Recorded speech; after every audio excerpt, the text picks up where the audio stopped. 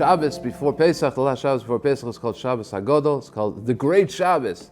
Many reasons are given for why it's called Shabbos HaGodol. The most famous reason is what the Torah brings, that there was a great miracle that happened, a great nes that happened on this day, because in Mitzrayim, when HaKadosh Baruch Hu commanded Klal Yisrael that on Yud Daled, on the 14th day of Nisan, they're going to have to bring the Korban Pesach. Hashem said 4 days before that, on the 10th of Nisan, which happened to be that year Shabbos, like it is this year Shabbos HaGadol is the 10th of Nisan.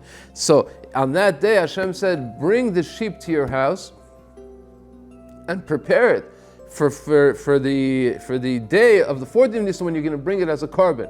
So that was a special mitzvah to separate, to bring the sheep into the house. And that day was a great nes. What was the great miracle? Because the sheep represented the god of Egypt. They worshipped the sheep. And everybody obviously was wondering, why are all the Jews walking around with their sheep? Why are they bringing it into their houses? And they asked them, what are you doing with that? And they said, we're going to slaughter it. You're going to slaughter it? It's our gods. How can you slaughter it? And nothing happened. And they didn't do anything. They were not able to harm the Jews in any way, despite the fact that it was a complete disregard for their faith, for their God. And they were going to prepare it for a sacrifice. And still, the fact that the Egyptians and Mitzrayim were not able to do anything to the Yidden, that remained called a great nes, a great miracle, and that's why Shabbos is called, one of the reasons why Shabbos is called Shabbos HaGadol, in commemoration of that great miracle that happened on the 10th of Nisan in Mitzrayim.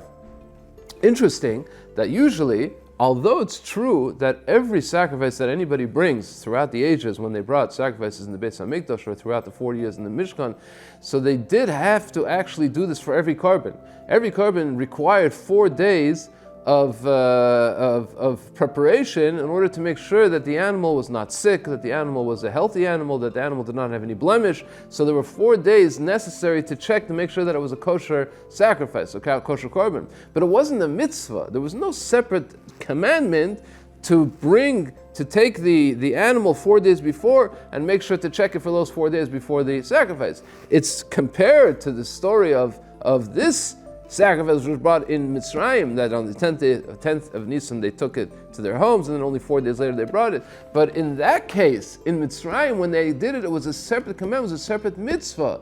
Mishku chulechem say, you have to take this sheep to your home. You have to bring the sheep into your home. It was a separate mitzvah, which we don't find any time after that there was a mitzvah to do it. Obviously, it was necessary as a preparation for the mitzvah, but the act of preparation itself was not considered a mitzvah, except that one time in Mitzrayim, when taking it to their homes was considered a separate mitzvah, separate from the actual mitzvah of bringing the sacrifice on the 14th day of Nisan. Interesting, we find the parallel when dealing with things that are prohibited. When the Torah says, thou shalt not, you're not allowed to do this, you're not allowed to do that, we find that Chazal, our sages, they instituted safeguards around the actual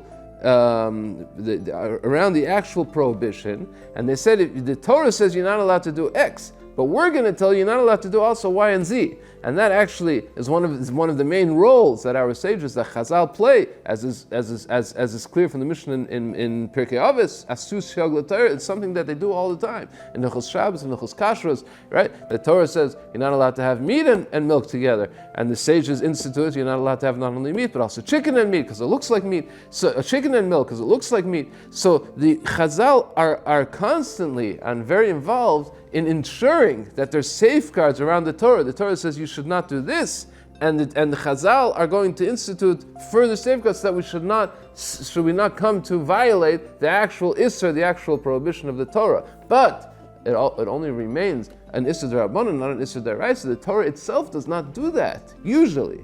We find exceptions to this. One of the exceptions is sheker. One may not say something which is false. It's an Isser D'Oraisa. You're not allowed to say something that's false. But when the Torah tells you not to say something that's false, it doesn't say thou shalt not say something false. It says midvar sheker tirchak. One must distance himself from falsehood. So here the Torah itself has instituted a safeguard. In order not to come to say something false, a person should become distant from anything false. A person should not even come in contact with something which is false. Do not say something false, and you must further yourself. You must distance yourself from falsehood. So Shem Shmuel says very beautifully, these two parallels are actually connected.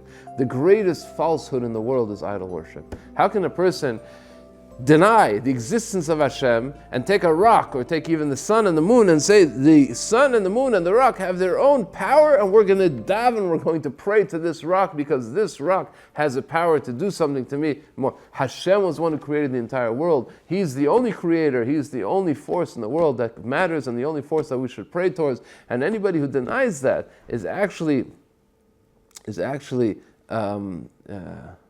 subscribing to the greatest falsehood that can be. So actually the fact that the Torah says remove yourself from falsehood and a person who has to remove himself from idol worship, those are very connected themes. And therefore, over here, when Klal Yisrael was getting ready to leave Mitzrayim, getting ready to bring the Korban Pesach, which symbolized the freedom, not only of the geographical Egypt, and not only of the slavery in Egypt, but the effect that the Egyptian culture had on the Jewish nation for the years, the hundreds of years that they spent in Egypt, they were affected, they were under the spell of the Egyptian mindset, the Egyptian lifestyle, and the Egyptian faith.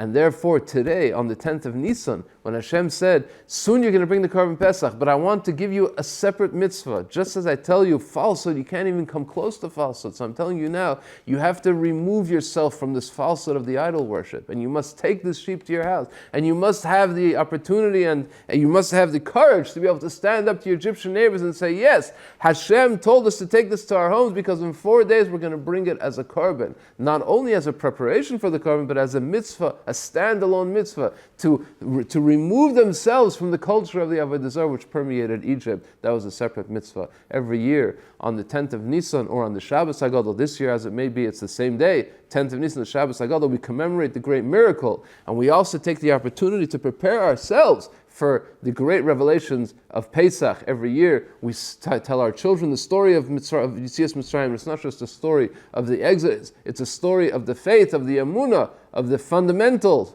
of faith that we believe in. This